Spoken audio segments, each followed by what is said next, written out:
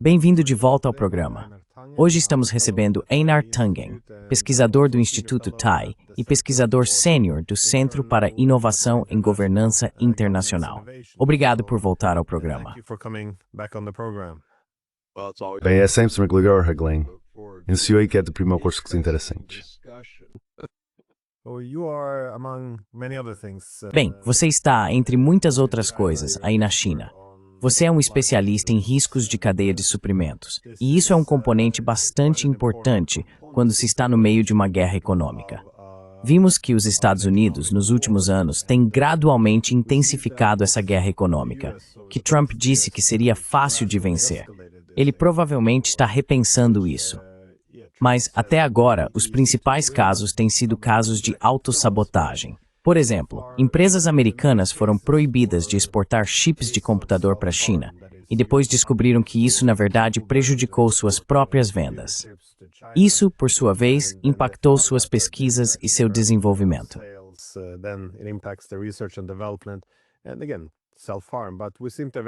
E, novamente, a autossabotagem.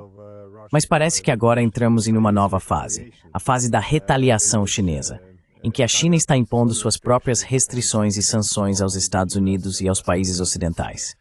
O mais importante seriam os metais de terras raras. Acho que é mais preciso dizer que eles impuseram controles de exportação, porque isso não é direcionado apenas a países específicos. Mas os metais de terras raras realmente se destacam em termos de importância. Quero dizer, para aqueles de nós que não lidam com isso todos os dias, como você explicaria por que isso é tão importante?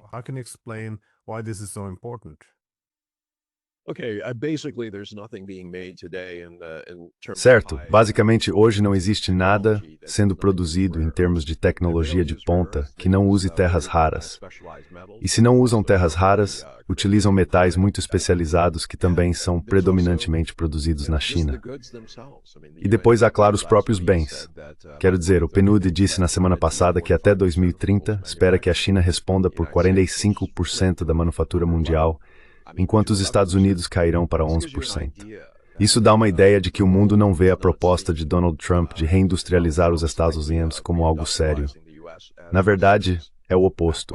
Isso está agora corroendo a industrialização americana. Portanto, na medida em que se queira fabricar armas, mísseis, qualquer coisa com um ímã ou um chip, é preciso dessas terras raras. E a China ainda nem tirou essa carta da manga.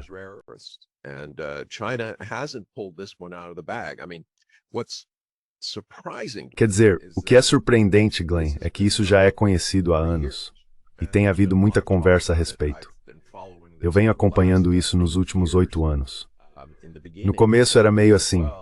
Bem, a China está poluindo seu meio ambiente porque está envolvida com essas terras raras. Mas depois eles começaram a desenvolver a tecnologia de processamento. Então, quando falamos sobre essa questão, na verdade estamos falando sobre processamento. Apenas cerca de 70% das terras raras são extraídas na China. 30% estão fora. Existem terras raras em todo lugar. Na verdade, se você for a minas de minério de ferro, os rejeitos, o que sobra, podem ser minerados de forma bastante eficiente para obter elementos de terras raras. Mas aí vem a pergunta, o que fazer com eles? É como ter petróleo. Bem, puxa vida, acho que preciso de uma planta de processamento de petróleo, uma refinaria.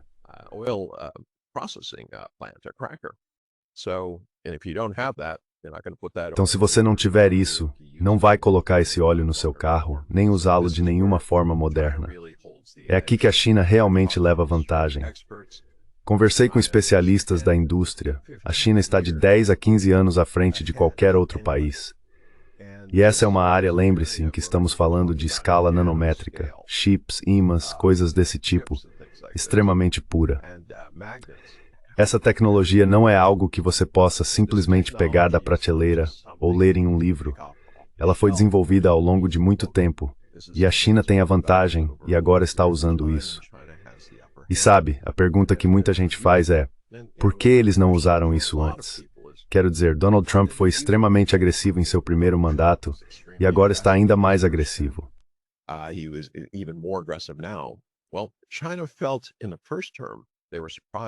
Bem, a China sentiu que no primeiro mandato foi pega de surpresa por Trump. Eles perceberam que havia falhas em sua autossuficiência e taparam essas brechas da melhor forma possível. Então estavam prontos para a segunda rodada. E eu acho que se você observar, eles não colocaram suas melhores cartas na mesa desde o início. Eles estavam esperando.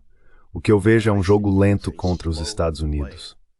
Eles sabem que Donald Trump vai estar lá por mais 3 anos e 2 meses. Durante esse tempo, será puro caos, o que temos vivido nos primeiros 10 meses. Então, neste momento, eles vão apenas tentar fazer o necessário para manter as coisas o mais estáveis possível, dadas as circunstâncias. Mas eles não têm pressa em fechar um grande acordo, nem em mostrar suas outras cartas, que também são significativas.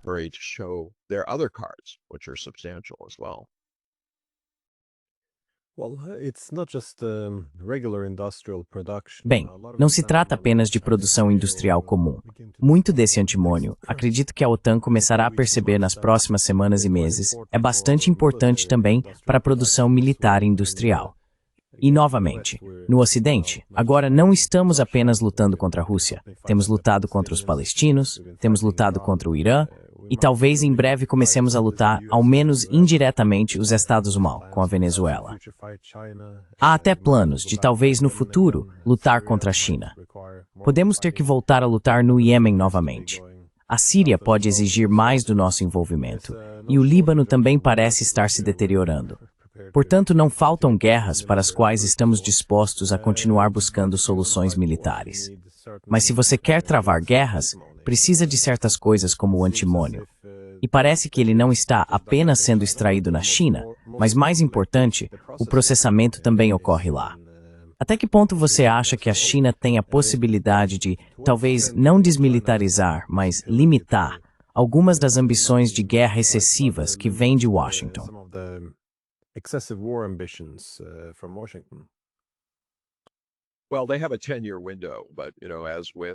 Bem, eles têm uma janela de 10 anos. Mas assim como aconteceu ao tentar conter a China, a guerra comercial dos Estados Unidos, que tinha como objetivo limitar a China, na verdade, a fortaleceu. E a China enfrenta o mesmo dilema. Se eles pressionarem a questão das terras raras, obviamente os Estados Unidos e a Europa vão dedicar enormes esforços para desenvolver alternativas. E você já vê a Austrália dizendo, nós temos terras raras. A questão é, eles têm capacidade de processamento e tecnologia? E a resposta é não. Então, sabe, sempre há um custo nessas coisas. Se fizermos isso, o que acontece depois? E é aí que a China é muito diferente. Pequim é diferente de Washington. Washington avança sem a menor noção, pelo que posso perceber, se há ou não um plano final, enquanto em Pequim eles estão sempre pensando no desfecho.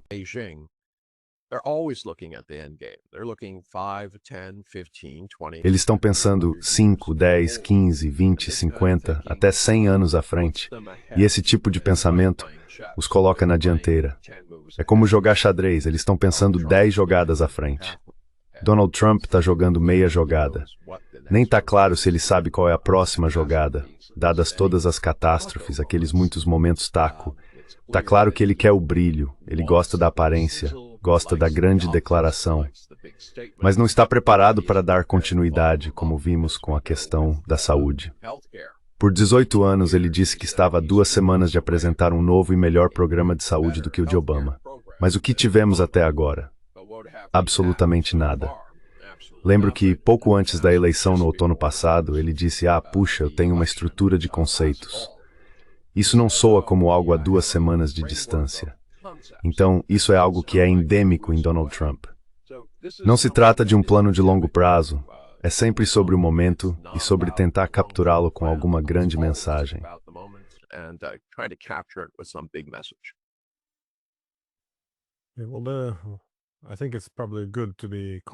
Acho que provavelmente é bom ter cautela em relação às sanções econômicas e à utilização da cadeia de suprimentos como arma, porque a primeira regra das sanções, na minha opinião, é que se forem excessivas e prolongadas, o país sancionado acabará aprendendo a viver sem você. Eles desenvolverão autossuficiência e se diversificarão. Então a ideia de que você vai ter esse martelo pendurado sobre a cabeça deles, isso não vai durar. Provavelmente, é uma boa ideia não seguir por esse caminho e não transformar o comércio em arma de forma excessiva, especialmente quando se é um país que compete tão bem nos mercados internacionais. Mas, novamente, se as coisas escalarem, elas escalam. E você mencionou que a China pode ter outras cartas na manga. Isso seria em tecnologia ou na produção industrial? Seria em finanças, em corredores de transporte? Se seguirmos por esse caminho, o que poderíamos ver? Do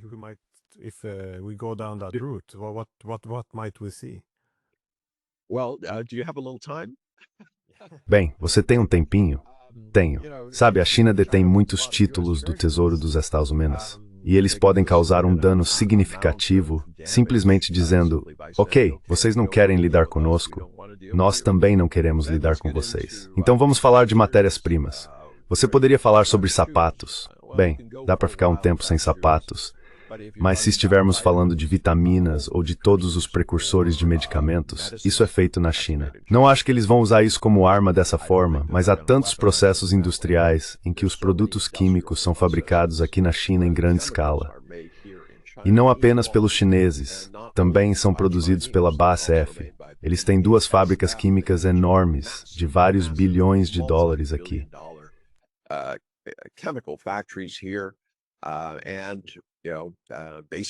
E sabe, basicamente, eles não têm mais fábricas químicas na Alemanha.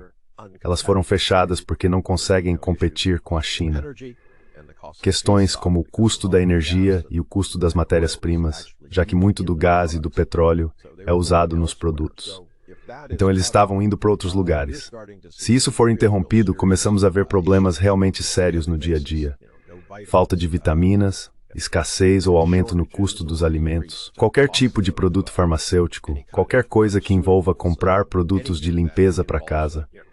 De repente, ou isso não estará disponível, ou será muito, muito caro. Aí entramos na questão dos metais.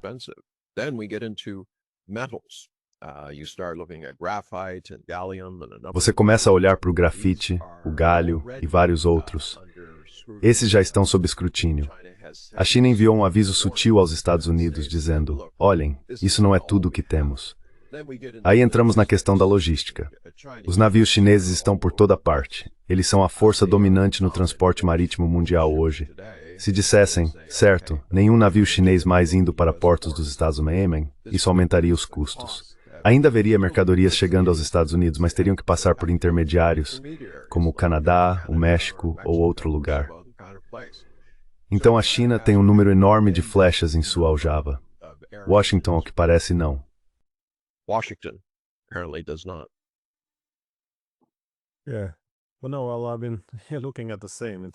Sim, bem.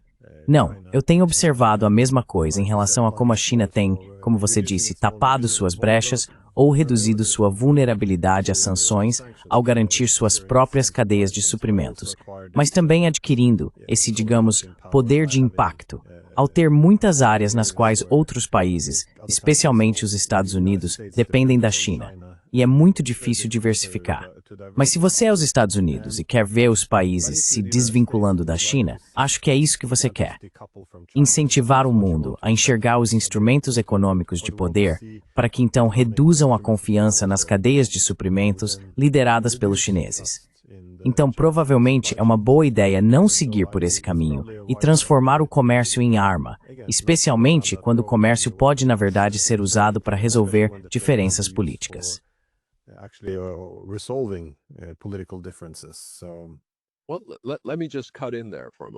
Bem, deixe-me interromper por um momento. Digamos, por exemplo, que a União Europeia e o BRICS se unissem e fossem a Washington dizer: ouça, Donald Trump, não nos importamos com as tarifas que você impõe ao seu próprio povo. Tudo bem, mas haverá uma tarifa uniforme em todo o mundo. E se você não fizer isso, começaremos a tarifar seus produtos e a taxar a economia de serviços, que é um dos poucos pontos positivos em termos de superávit. Sabe o que aconteceria? Merotsma Europa. Europa é concorrente. Europa é quem deporte de discordes que está sendo perdendo. Europe is the one that can produce most of the things the United States can. Então, se os Estados Unidos estão em desvantagem, isso dá uma vantagem à Europa. Sim, os preços subiriam. Mas ao fazer isso, a União Europeia estaria essencialmente se protegendo e trabalhando com o Sul global, por meio do BRICS e de outras entidades que o veem como seu salvador, em oposição à ONU, que parece estar em impasse. Essa poderia ser uma forma muito poderosa de responder ao que é, em essência, intimidação. Acho que ninguém gosta do tratamento que recebe quando vai à Casa Branca. Mais recentemente tivemos Kevin Hood, que foi criticado sem motivo aparente por Donald Trump.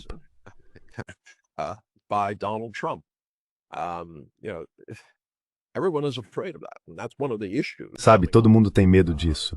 E esse é um dos problemas que surgem com esse tipo de reunião em Mar-a-Lago. Os chineses não querem uma situação em que Donald Trump decida criar uma cena, fazer um Zelensky com Xi Jinping, caso em que as coisas ficariam muito, muito sérias. É aí que a China é o adulto na sala. Eles não estão tentando preparar algo que possa dar errado. Estão tentando garantir que possam, fabricar algo que esteja dando certo pelo maior tempo possível. Sabe, o Trump na loja de porcelanas, como costumamos dizer.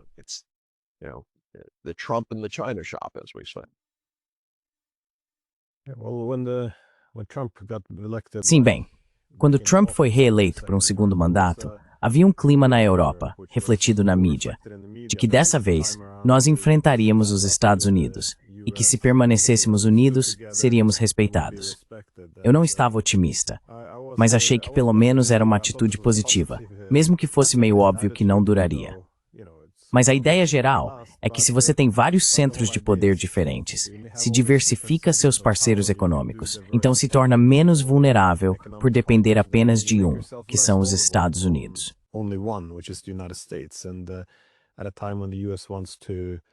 No momento em que os Estados Unidos querem, ao que parece, dominar os mercados europeus e exigir lealdade política e econômica total, você não quer seguir por esse caminho, porque, bem, aí vai acabar sentado como um aluno diante da mesa dele, chamando de papai. E é mais ou menos aí que estamos agora, certo? Mas, se você está nos Estados Unidos e vê o mundo caminhando por uma distribuição multipolar de poder, não é uma má ideia fazer com que os europeus se comprometam apenas com os Estados Unidos ou criar esses blocos exclusivos. Quando digo bom, quero dizer em termos de competitividade com a China, não de paz mundial, obviamente.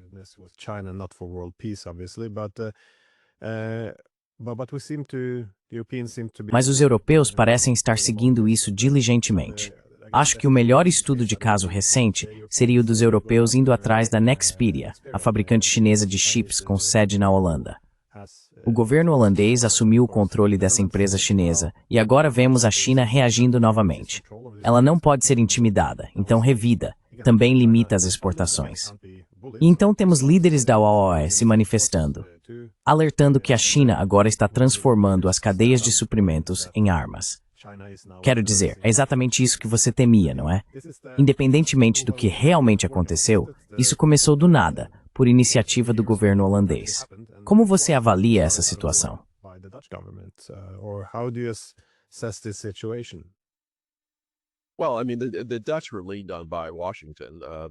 Bem, quero dizer, os holandeses foram pressionados por Washington. Isso não é segredo. Eles admitem. Os Estados Unidos admitem. Isso é um jogo de poder de Donald Trump. Ele adora usar procuradores, usar outra pessoa para atacar seu inimigo. Então, quero dizer, isso não é novidade. Mas a atitude europeia é a mesma. Quero dizer, voltando a 2001, o que foi Levin, Hillary Clinton, propondo esse tipo de mudança de foco para a Ásia que mais tarde foi adotada por Obama. E então Trump se fordan, o representante first e Lim Jess, e o filho do fundador da Huawei, o Huawei que ia para o Huawei.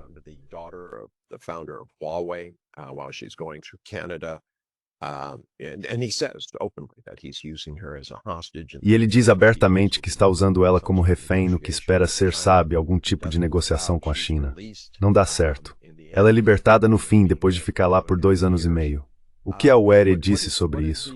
Nada. Silêncio total. Se tivesse sido o contrário, obviamente teriam dito alguma coisa. Sempre que a China faz algo, uma retaliação moderada em defesa de seus interesses, a Europa se levanta e diz, Isso é horrível. Como eles podem fazer isso? Isso é ultrajante.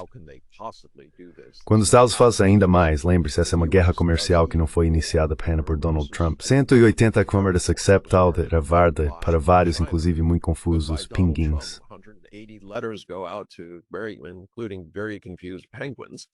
And, where's Europe? E sabe onde está a Europa? Quero dizer, eles emitem algumas declarações, dizem algo como, isso não é legal ou algo assim.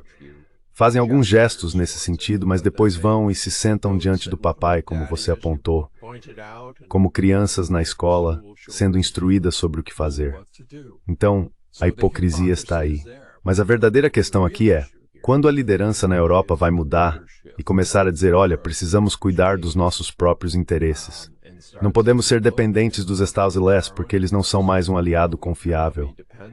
E eles estão provando isso. Estão dizendo, bem, não vamos defendê-los. Defendam-se. Comecem a comprar nosso equipamento. Não parece muito confiável, parece?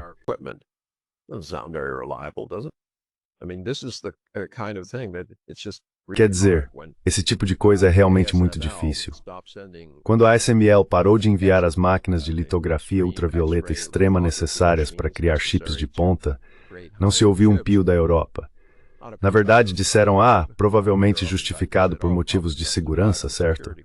Mas quando a situação se inverte, de repente surgem essas enormes demonstrações de hipocrisia, muitas delas para agradar Donald Trump. Mas sabe, eles estão realmente servindo a Europa? A Europa precisa desesperadamente de parceiros comerciais e mercados. No momento, os Estados Unidos não estão sendo um mercado amigável. Estão impondo tarifas por todos os lados. Estão sendo colocados uns contra os outros. Simplesmente não parece racional que a OEA não esteja cuidando do seu próprio povo.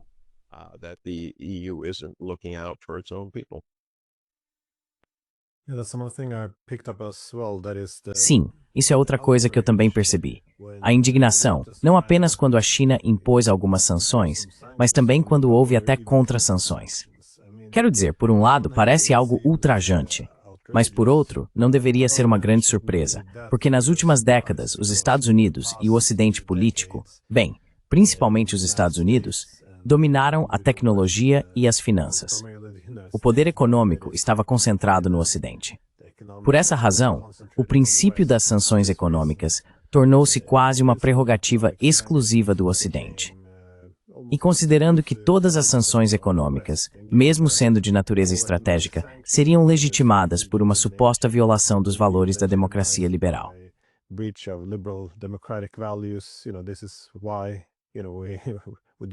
É por isso que usamos sanções. Parecia natural e justificado que elas fossem apenas instrumentos do Ocidente. Mas agora é claro, com a mudança de poder, e sejamos honestos, os Estados Unidos são bastante abertos quanto a isso, não está realmente ligado a abusos de direitos humanos. Eles são muito francos agora, dizendo, não conseguimos competir com a China, precisamos atrapalhar o funcionamento da máquina. Mesmo assim, você pensaria que se a China respondesse, não seria algo tão estranho. Deveria ser uma questão de bom senso, mas essa indignação moral ainda persiste.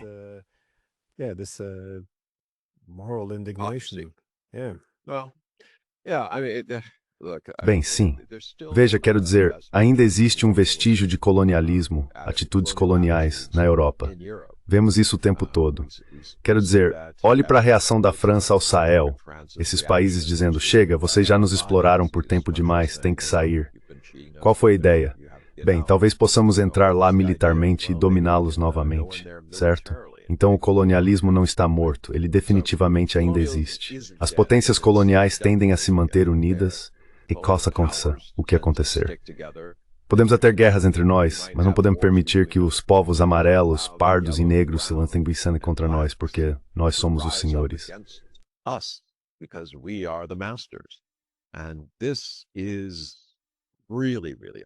E isso é realmente difícil de aceitar. Quero dizer, é esse tipo de atitude de superioridade baseada em um legado de mentiras. Quero dizer, você está falando da África, da Ásia, do Oriente Médio, todos esses lugares que são difamados como cheios de selvagens, que não sabem cuidar de si mesmos. O fato é que suas civilizações são mais antigas, e enquanto eles desenvolviam astronomia e medicina, no Ocidente as pessoas vagavam por cavernas com peles de urso. É realmente um comentário triste sobre onde estamos hoje, o quanto somos cegos a essas coisas. Mais cedo estávamos discutindo essas falsas dicotomias, esse pensamento em preto e branco. False dichotomies, black and white thinking. You're either with me or against me. Ou você está comigo ou contra mim. Não há nuances, nem discussão. Eu nem preciso ter um objetivo final. Você simplesmente está comigo ou contra mim. E esse tipo de pensamento é algo que realmente me assusta, porque é o caminho do fascismo. Eles estabelecem esses parâmetros, esses absolutos morais. Dizem que você está conosco ou contra nós. E se estiver contra nós, vamos atrás de você. E é exatamente isso que está acontecendo nos Estados Unidos neste momento. Todos os inimigos de Donald Trump. O Departamento de Injustiça e as Inzadken de Rongrade e Tel Muitas Police. For political purposes, people wandering the streets, ordinary Pessoas estão vagando pelas ruas, cidadãos comuns, alguns deles imigrantes, estão sendo detidas por homens vestidos de preto, muitas vezes em veículos sem identificação, que saltam e agarram as pessoas. Se isso estivesse acontecendo em qualquer outro país, a Europa e os Estados Unidos estariam denunciando como violações dos direitos humanos, falando sobre a superioridade moral das democracias ocidentais e dizendo que isso nunca poderia acontecer. Nunca poderia acontecer, na Europa ou na América. No entanto, está acontecendo. E é isso que me assusta. Este é o caminho para a autocracia. O caminho para Donald Trump talvez decidir que, como vai perder as eleições de meio de mandato, é hora de descobrir como pode manter o controle usando o exército.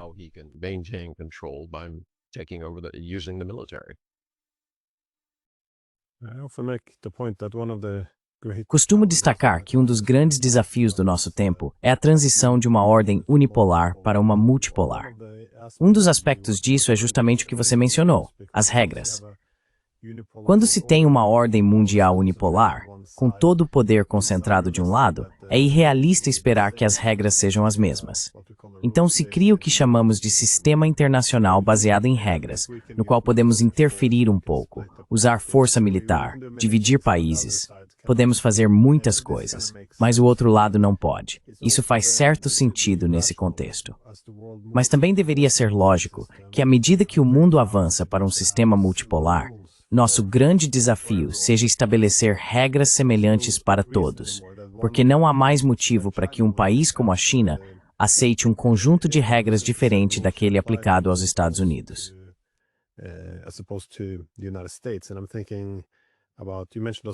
E eu fico pensando, você mencionou a Austrália antes, que é possível abrir qualquer jornal em qualquer dia e encontrar algum artigo dizendo, como ousa a Rússia sugerir que a Ucrânia não pode fazer o que quiser? É um país soberano. E então na página seguinte, há indignação, porque as Ilhas Salomão, por exemplo, estão se aproximando da China. Como ousam? Mesmo que sejam apenas laços econômicos, ou também cooperação em segurança. É a hipocrisia. Você mencionou essa palavra antes. Mas essa hipocrisia é meio que inerente e faz sentido em um sistema unipolar. Se um lado tem o poder de ditar as regras, ele o fará. Mas é preciso aceitar o mundo como ele é. Isso não vai mais funcionar. E acho que a transição está se tornando muito dolorosa se continuarmos fingindo que o mundo multipolar ainda não chegou.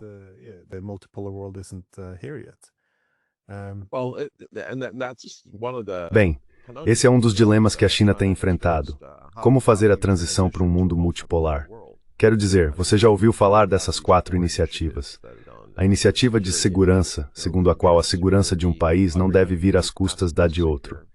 Todo país tem direito à segurança, mas essa segurança não pode se basear na insegurança dos demais. Faz sentido, caso contrário, sempre haverá guerras. Em segundo lugar, cada país precisa ter seu próprio caminho para a prosperidade, determinado por si mesmo, e nenhum outro país tem o direito de privá-lo disso. Isso faz sentido. As pessoas querem ter uma vida melhor. A terceira é a iniciativa de civilização global, que trata essencialmente de respeito.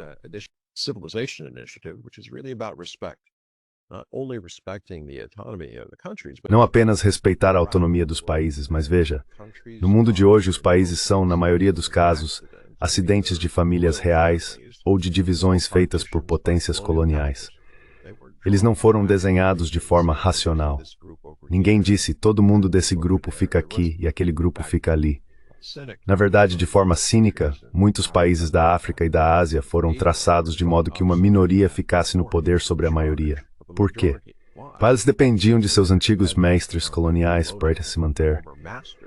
Então a iniciativa da civilização diz o seguinte, precisamos aceitar como eles são e aprender uns forward. and we need to learn about each other. We have to respect the fact that they have multiple. Temos que respeitar o fato de que eles têm múltiplas línguas, múltiplas histórias, religiões, crenças, quero dizer músicas, o que for. Eu entendo isso. Mas há um lado positivo nisso. Quanto mais você sabe sobre um país, mais fácil é fazer negócios com ele.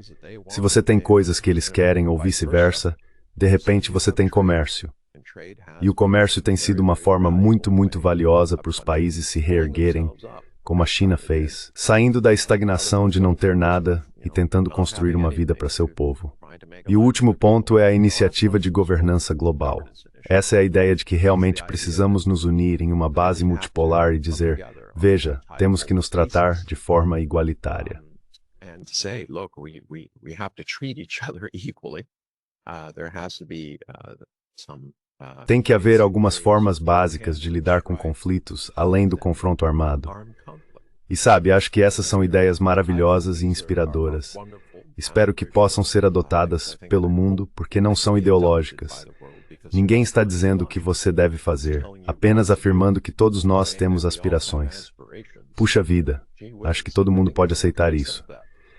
Então, nesse ponto, temos de um lado a China promovendo esse tipo de sistema global para o benefício de todos, e do outro, os Estados Unidos dizendo que o sistema existe para o benefício dos Estados Unidos e que talvez algo acabe chegando ao restante de vocês.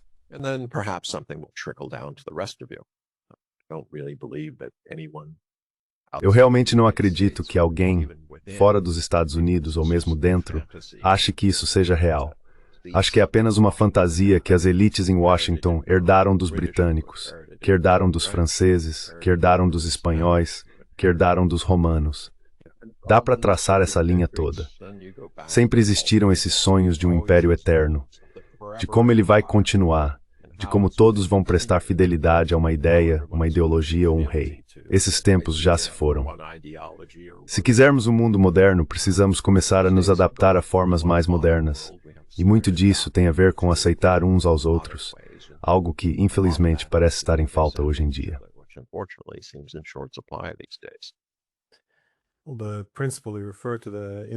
Bem, o princípio ao qual você se refere, a segurança indivisível, era uma espécie de bom senso. É assim que se supera a anarquia internacional e a competição por segurança.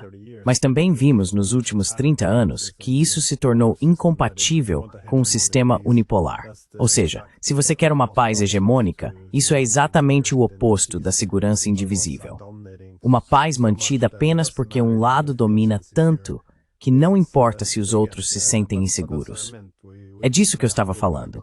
Precisamos voltar a algumas regras comuns que realmente reflitam a atual distribuição de poder. Mas eu quero perguntar uma coisa. Você mencionou antes que os Estados Unidos adoram usar intermediários. E vemos isso agora também com os europeus. Os russos, por spin, se tornariam párias financeiras inteiros. Become a financial pariah in the international system, but they're very happy for the Europeans to do it because, Mas eles ficam muito felizes que os europeus façam isso, porque, novamente, não teriam que arcar com nenhum custo. Isso é algo que ouvi de pessoas na Índia. Deixou os indianos um pouco assustados, porque, você sabe, Deus sabe onde isso vai parar. Mas e na China?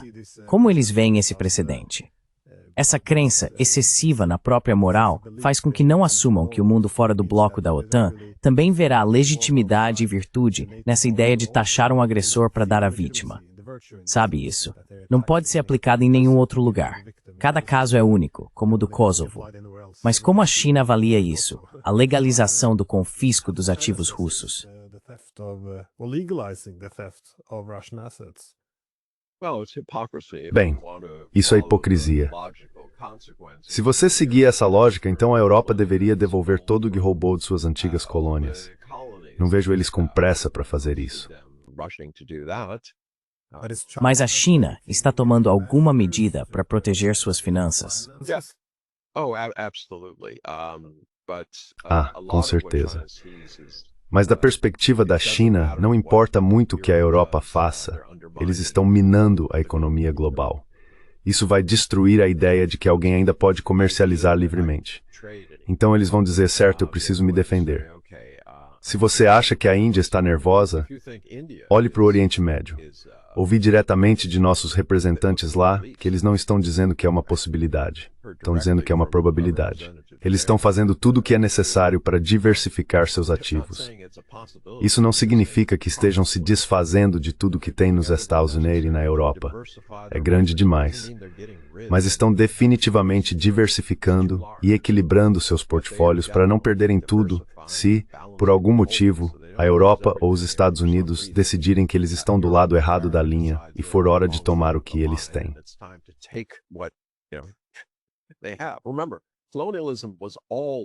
Lembre-se, o colonialismo sempre foi sobre tomar, certo? Quero dizer, era algo totalmente descarado. Você podia simplesmente chegar ao país de alguém, declará-los selvagens e tomar o controle. Então esse comportamento não é novo. O que mudou foi que a Europa começou a pregar essa ideia de que era superior porque tinha um sistema superior baseado em uma ideologia de, sabe, livre mercado, socialismo e democracia, coisas assim. Bem, o que vemos era tudo uma fachada. Isso só se aplica quando eles querem pregar. Não se aplica quando as regras realmente precisam ser cumpridas. Então, em relação à China, sim, eles estão fazendo isso. Eles mantêm a quantidade mínima de dólares americanos necessária para sustentar o comércio. Eles não querem ficar comprando e vendendo yuans o tempo todo.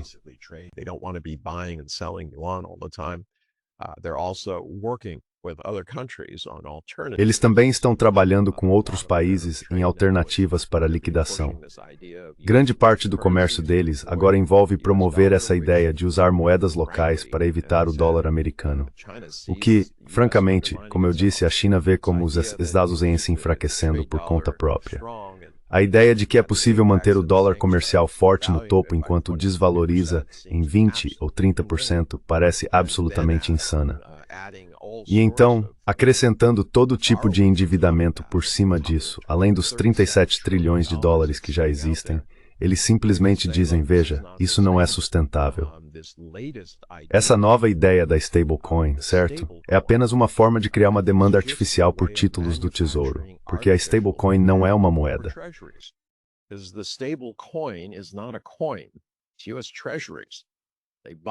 São os títulos do Tesouro dos Estados Unidos. Eles os compram e então, você sabe, emitem essas moedas. Mas adivinha só? Se esses títulos caírem 30% por causa da desvalorização do dólar, essas moedas valem menos. Então, enquanto você está fornecendo um mercado para os títulos do Tesouro dos Estados Unidos, na verdade está permitindo que os Estados Unidos façam exatamente o que querem. E em algum momento a conta vai chegar. Quando isso acontecer, você vai ver uma queda maciça do dólar e de todo o sistema econômico mundial.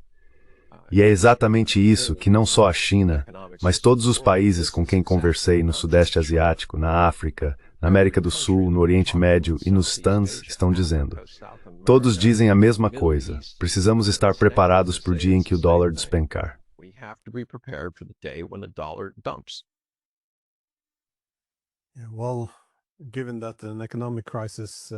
Bem, considerando que uma crise econômica, uma grande, parece estar se aproximando, é razoável suspeitar que as regras do passado não se aplicarão mais. E eu espero que surjam novos argumentos, ainda que morais, para justificar por que os ativos de outros países terão de ser apreendidos. Então acho que essa diversificação faz sentido. Eu só tinha uma última pergunta sobre o assunto, porque você mencionou que os Estados Unidos estão se enfraquecendo. E bem, é difícil ignorar isso agora.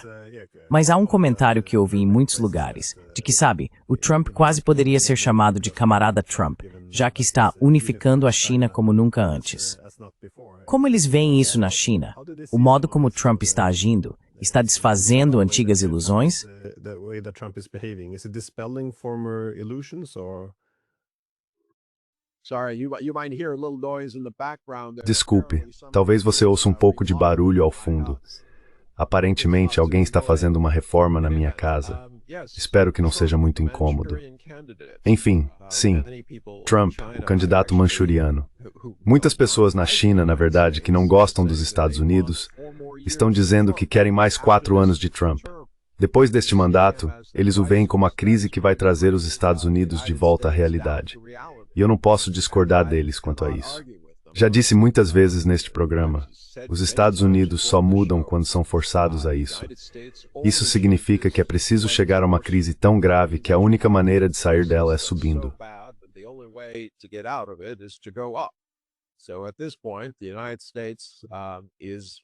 Então, neste momento, os Estados Unidos estão se aproximando rapidamente desse ponto. Você vê o tsunami que será causado pelas stablecoins, pela dívida, esse tipo de dívida muitas vezes bastante assustadora, atingindo indivíduos na América de forma extremamente dura. Há falências na região agrícola que votou massivamente em Donald Trump. Há pessoas que são, sabe, motoristas da DoorDash se arrependendo de ter confiado nele. Ele não tem prestado atenção às preocupações deles. Está correndo pelo mundo pedindo um prêmio Nobel da Paz, enquanto o que eles querem é um presidente que cuide dos preços. Então, sim, neste momento, a China está apenas observando.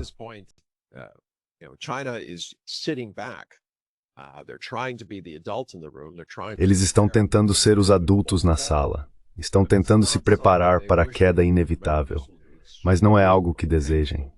Lembre-se, isso será extremamente doloroso para a China e para o resto do mundo. E como aliviar isso? Se alguém está correndo em direção a um penhasco e você não pode impedi-lo, é preciso se preparar para o que acontece depois que ele pular. E infelizmente, quando Trump levar os Estados Unidos por esse penhasco, o resto do mundo vai ter que descobrir como seguir em frente. E neste momento é isso que estão fazendo. Você viu o que aconteceu com o ouro, embora tenha havido uma queda recente de 5%.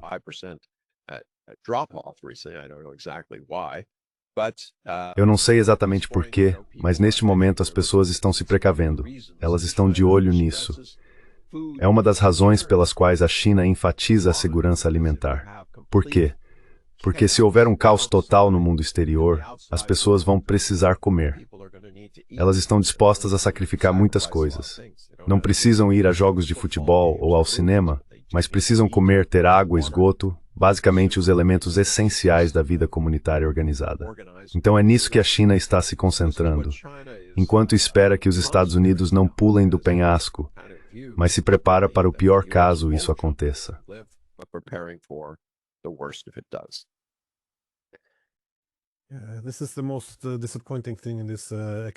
Essa é a coisa mais decepcionante nessa guerra econômica. A falta de planejamento que vejo por aí. Se você quer derrubar seu concorrente 1 ou 2 degraus, me mostre o objetivo, como vai alcançá-lo, os riscos, algo. Mas o que se vê é apenas uma linguagem bombástica e qualquer avaliação crítica é vista como uma forma de duvidar disso. E sabe, no começo, sim, traidor. No começo eu pensava, como grande admirador de Hamilton e List, que não sou contra a ideia de tarifas, como forma de amadurecer algumas indústrias nascentes, por exemplo. Mas quando você vê o Trump aparecendo e ameaçando a Espanha com tarifas, porque eles não estão gastando o suficiente com o exército, você meio que se pergunta, não me lembro de ter lido isso na obra de Alexander Hamilton. Então, estamos entrando em um período de tempo muito estranho. Mas... We're entering a very strange period of time, but Bem, é ainda pior. 50% sobre o Brasil, porque eles não querem libertar o amigo dele, um criminoso condenado, o Bolsonaro. Não me lembro disso, está no manual quando desenvolveram a Constituição também.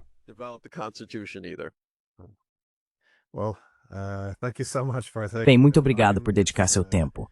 Acho que essa guerra econômica não vai acabar. Aparentemente, é o único caminho que seguimos hoje em dia, apenas insistindo ainda mais. Não parece que vá desaparecer tão cedo. Então, sim, continuaremos de olho nisso. Aliás, uma última pergunta. Onde as pessoas podem te encontrar?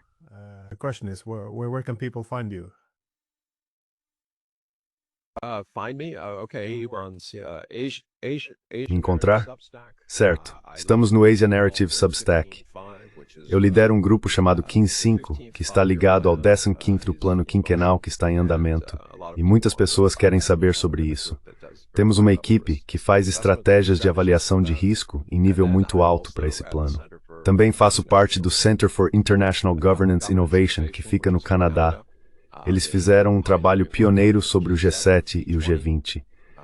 Acho que, infelizmente, eles vão ter que começar a pensar em um novo agrupamento, ou talvez transformar alguns desses grupos em algo mais razoável e eficaz. No momento, o G20 não é, e a ONU também não. Então veremos um aumento do regionalismo e coisas do tipo. É aí que estou. Moro em Pequim, estou aqui há 20 anos, sou cidadão americano e nasci em Washington, D.C., então infelizmente sei um pouco sobre o que estou falando. Unfortunately, I know a little bit about what I speak. Vamos, Spades da VAR. Obrigado, Glenn.